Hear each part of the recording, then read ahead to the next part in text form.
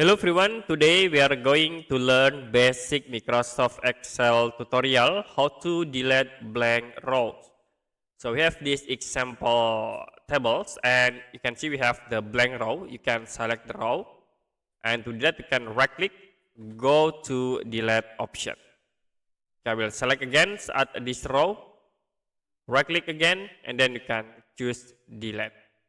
If you want to add rows, you can select the rows, right click and then choose insert. I will select again at this row, right click and you can select insert.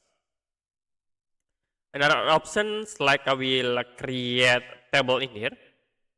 Now if you want to delete like only at these rows, like I will set in here, and you can delete these rows, you can right click, go to delete, and there are the options in here.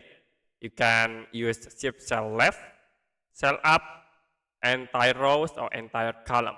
So in here I will use this shift cell up and you can click OK. So it will delete rows to the up. Okay, that's it for a basic Microsoft Excel tutorial how to delete blank rows. If you have any question about tutorial, you can comment below this video.